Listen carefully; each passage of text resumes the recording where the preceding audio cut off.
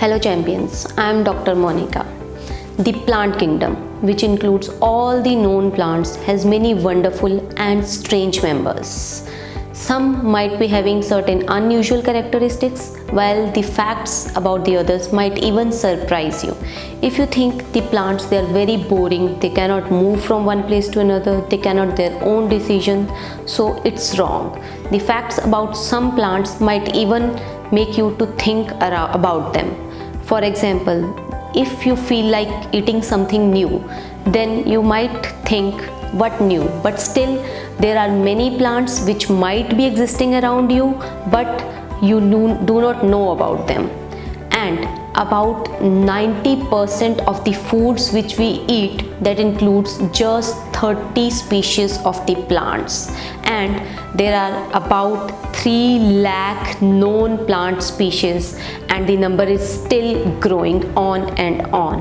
And if I say about the edible plants, there are about 80,000 edible plant species, and 85% of the plant species they are found in the oceans. Now all the plants they have certain common basic characters. All of them they are eukaryotic. All the green plants they perform photosynthesis. All the plants they have a tough, rigid, hard cell wall around them.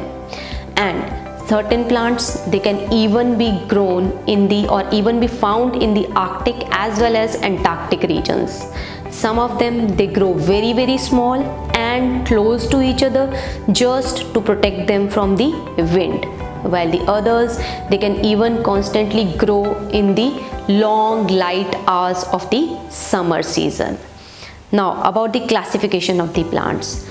The whole of the plants on this earth they are classified into different divisions, and these divisions they are just based on few characters.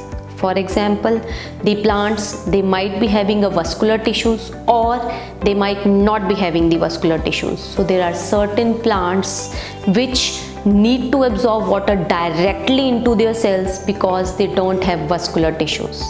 And these plants includes bryophytes. Now bryophytes are the ones with about approximately 24,000 species of such plants, and they are the ones which form the foundation of the forest ecosystem.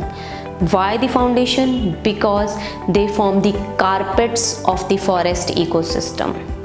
Now these bryophytes they are followed by the pteridophytes, or which includes the ferns. Now unlike these bryophytes, the ferns they have developed the vascular tissue system for the transport of the water, and these ferns they include certain other plant species also in them which form approximately 12,000 species of the ferns existing on this earth.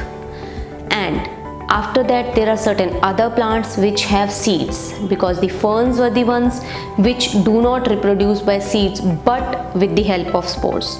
Now the seed bearing plants they are further of two types. One are gymnosperms and the second one they are angiosperms, but still they are different. The gymnosperms they have seeds, but their seeds they are naked, while the angiosperms they are also called as flowering plants because their seeds they are enclosed in the fruits, and the fruits they are formed from the flowers, so they are the flowering plants.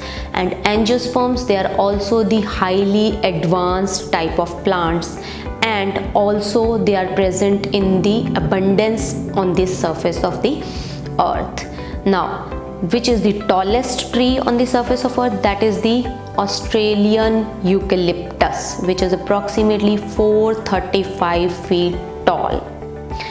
And if you say which is the longest or the largest flower on the surface of earth, that is a stinking corpse lily, whose diameter can even range up to 3 feet, and it can weigh up to 7 kgs. And on the other hand, the smallest known flowering plant that is just 1.2 millimeters, and it is the duckweed. Now the question is, when did these plants they evolved? Now the first plants they evolved around 700 millions of years ago.